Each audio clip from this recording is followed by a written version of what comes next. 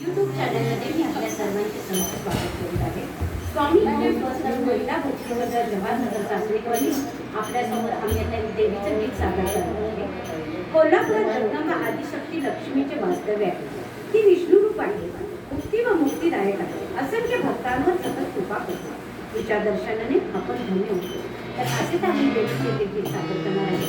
तर आपल्याला इथे हे देवीच्या रूपामध्ये कोणी उभारलेले आहे.